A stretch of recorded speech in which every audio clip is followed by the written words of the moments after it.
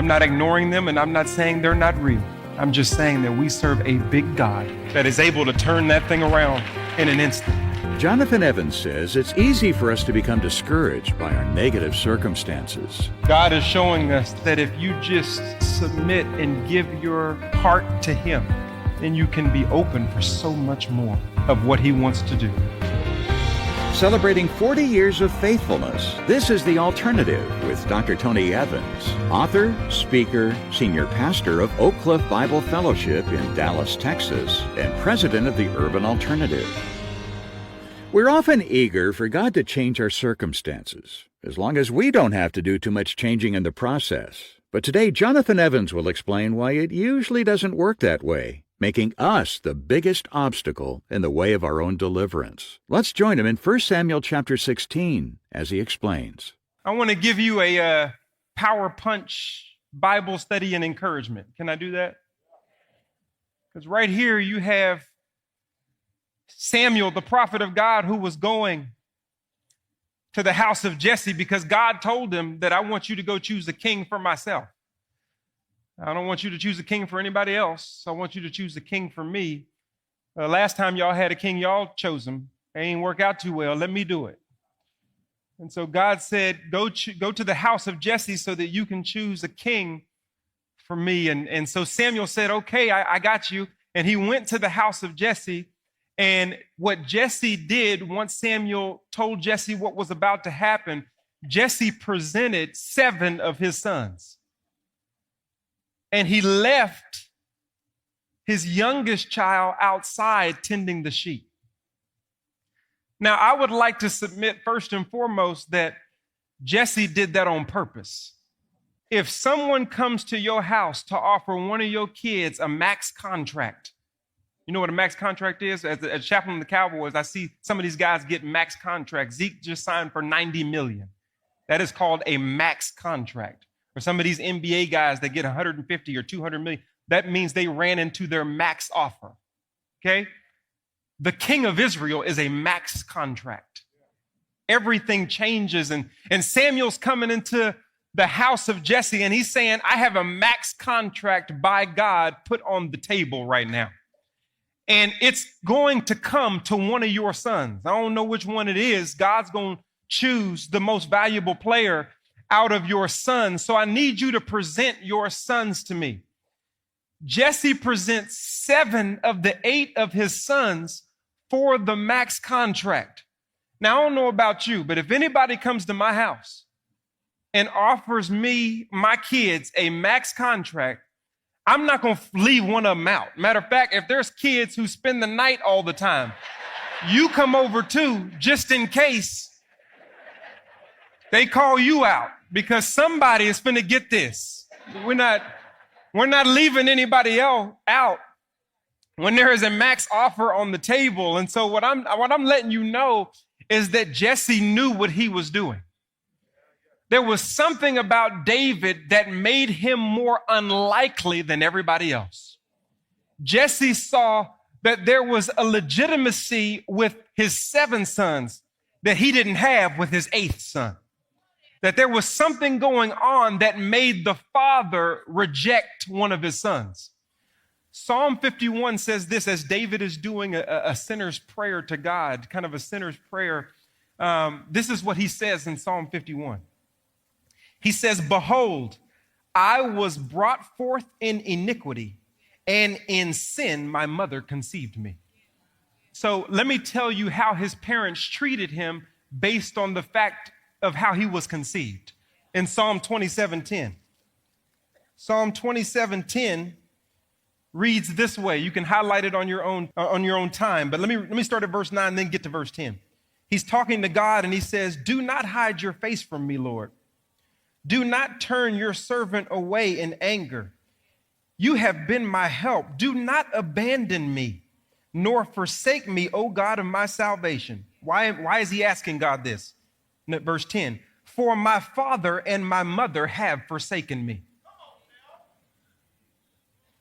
In sin, I was conceived. I was even marginalized and ostracized by my parents because of how I was conceived. And why in the world would his parents treat him that way? Why in the world would Jesse marginalize him just because he was conceived in sin? Certainly there's forgiveness there. Certainly we can overcome this. Why is this such a grandiose problem that it seems to be a continual rejection that David gets to experience in his life?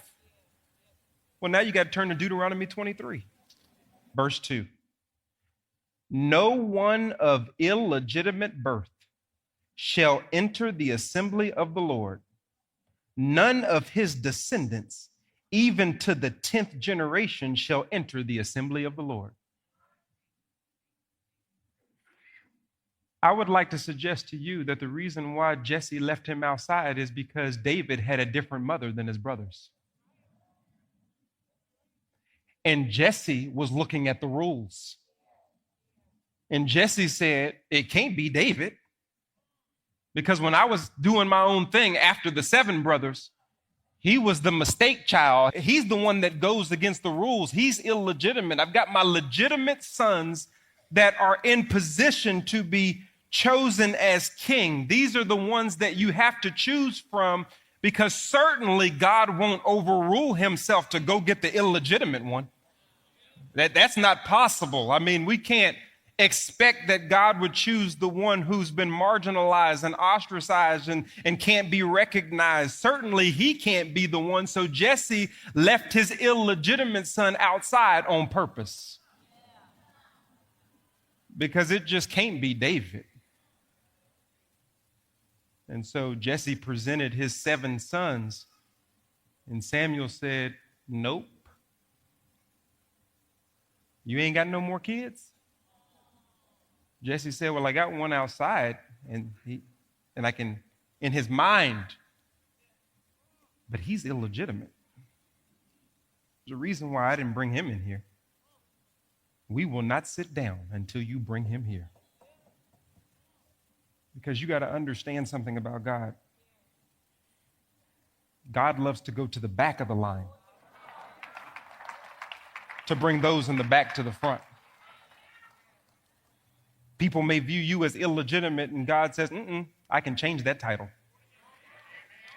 Matter of fact, I can even overrule my own rule in order to give you grace that you don't deserve. David was the one that could not be chosen. David was the one who was marginalized by his father. People didn't see him as someone that was to be in the fold, but should have been an outcast. David was never supposed to have a life. David was never supposed to come up. David was never supposed to have a call on his life by God. It could not be David, and we will not sit down until you bring that boy in here. Because we serve a God who doesn't grade on the same grading scale that man does. God doesn't look at you the way your dad looked at you. Your dad may have viewed you as illegitimate, but God sees a very legitimate way that he can use the ones that man thinks are illegitimate, because God gets greater glory when he overrules himself for people who don't deserve it. God goes up a notch in our eyes when we understand that his grace is sufficient even for those who don't deserve it. You can't use your circumstance as a barrier for God not to come to you. We got people grumbling, groaning, whining, and complaining about what they go through, where they're from. They just got fired. My dad didn't love me. My mom put me on somebody's doorstep. I had somebody steal something from me. I had somebody take, people try to get over on me, all of those different things. And you continue to say that I am unlikely. And what I'm telling you is the more you say you're unlikely is the more I say perfect. God knows how to go to ones who messed it up and give them a makeup. You ever have a teacher give you a makeup? It changes the curve on the grading scale, because God is able to change things around. He did it with Moses, from murderer to deliverer. He's wandering around in Midian, just hanging out, feeling sorry for himself. But that joker ran into a burning bush. And I'm hoping today that the bush will burn and that you will realize I cannot use my circumstance to allow my feelings to control my faith. We are a people who are more emotional than we are biblical.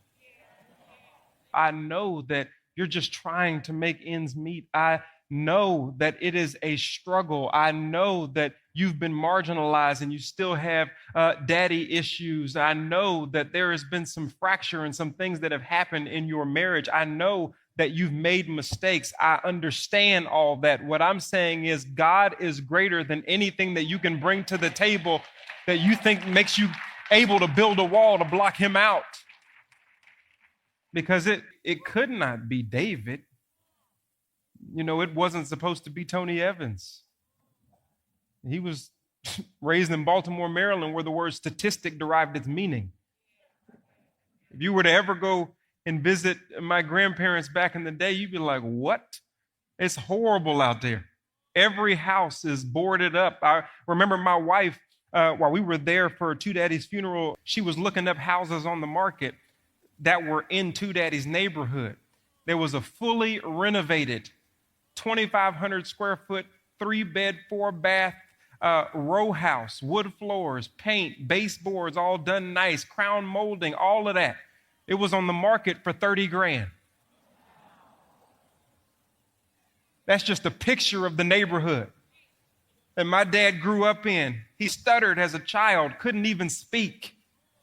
Had to go to lessons, raised by high school dropouts. Y'all know the story. But God can turn that thing around because he goes to places. I'm just trying to encourage you by David's selection. It wasn't supposed to be David. So if you are just a bit discouraged in the room because you're looking at your circumstances, I'm not ignoring them and I'm not saying they're not real. I'm just saying that we serve a big God that is able to turn that thing around in an instant.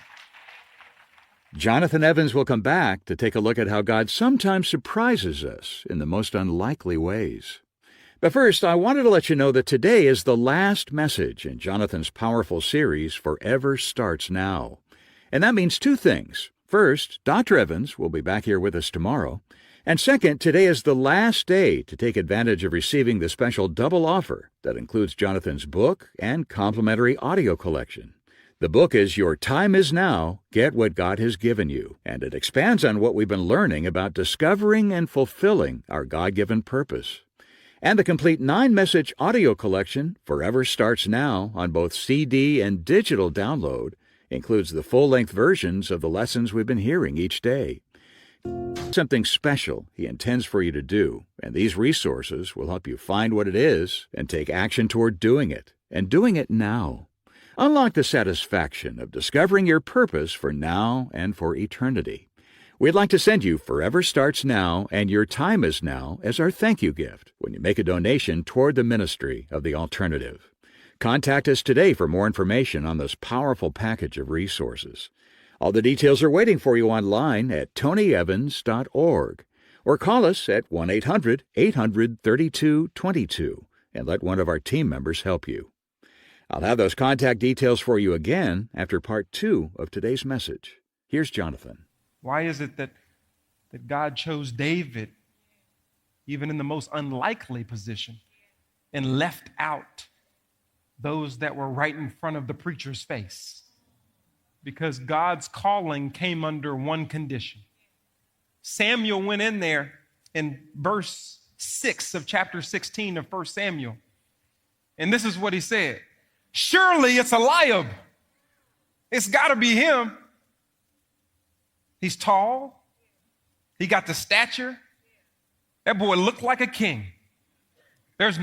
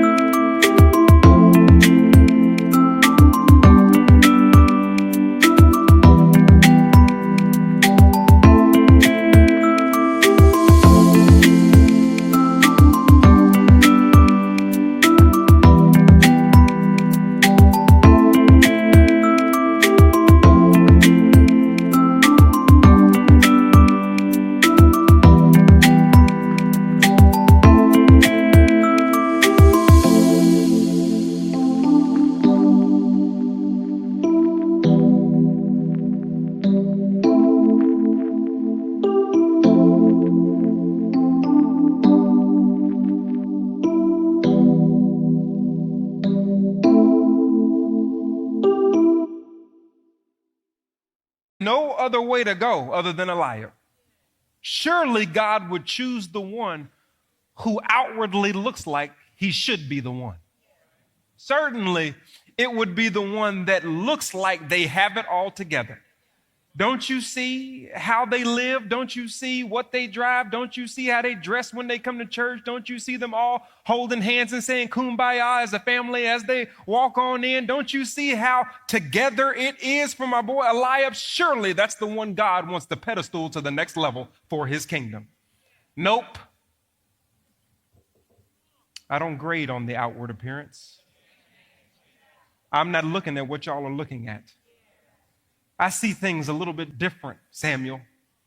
Even the pastor got it wrong, where he was about to elevate somebody that God wasn't elevating. It was a different scale. You know what it was? Man, you see the outer appearance, but I'm looking at the heart.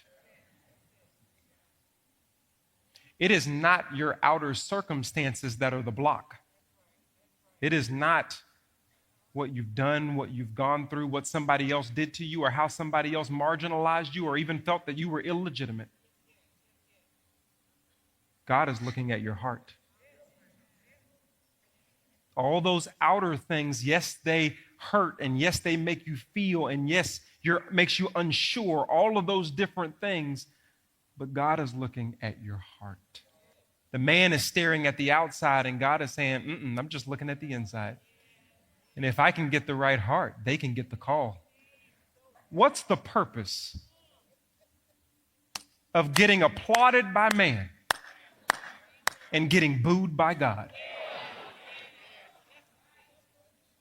When I travel with the Cowboys, the red carpet is rolled out. Even with mediocre seasons, it still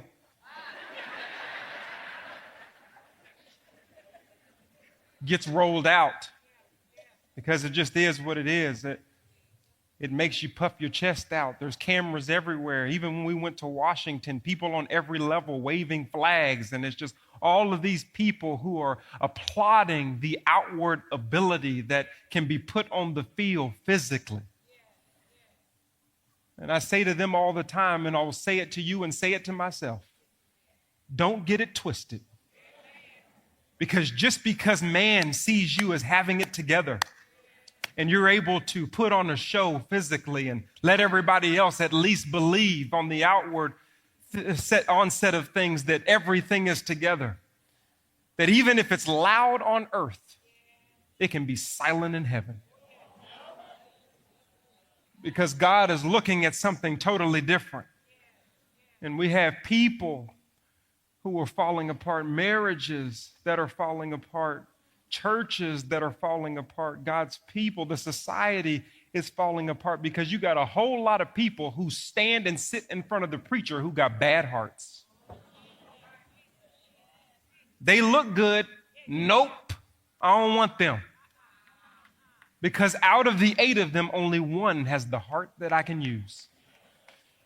That's why Acts 13:22 says David was a man after God's own heart.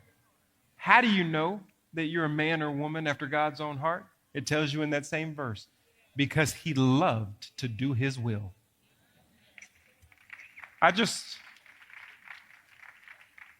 want to take a moment to just ask you to check your heart. I'll say it plainly. Check your heart. My wife and I, we bought iPhones 3G just when we first came out. We was excited because we knew it was going to be in there playing and having fun. We got home, needed to charge them up. I plugged it in.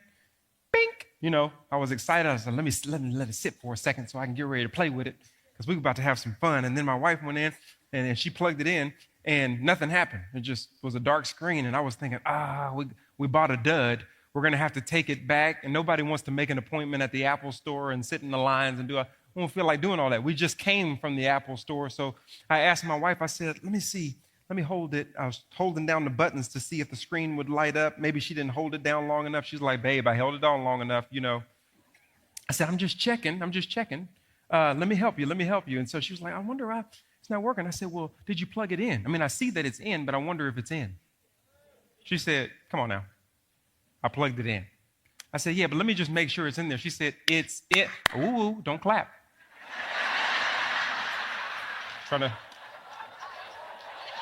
Trying to have the right heart. I don't need you to clap. We don't. So she went around the corner and I just had to, So I went, and lo and behold, that thing jumped in. Bing. You see, it was in there, but it wasn't in there. I see that you're in here. That's not my question. My question is, are you in here?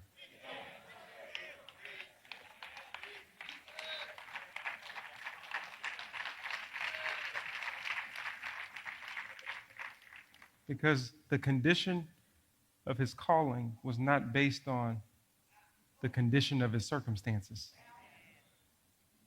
His experience was not based on the fact that his father didn't love him like he loved his other children. It wasn't about him being marginalized and underutilized and ostracized.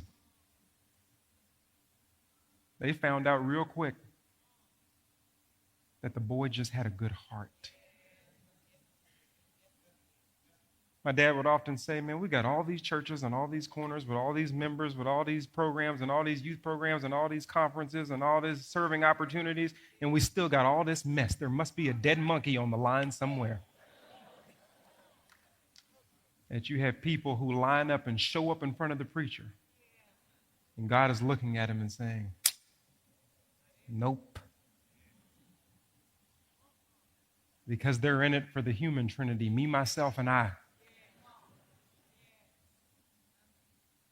I want to make sure that you're encouraged by the simplicity of David's selection and how he was called.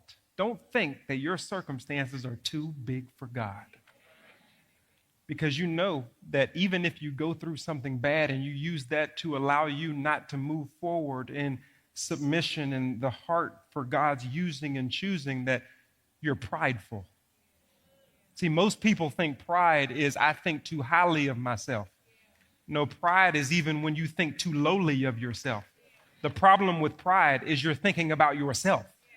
Whether it's high or low, you are the object and the subject of your thought, which makes you prideful. And to think that God can't overcome what you've gone through is to be prideful, to say that what I've gone through is bigger than what he can do.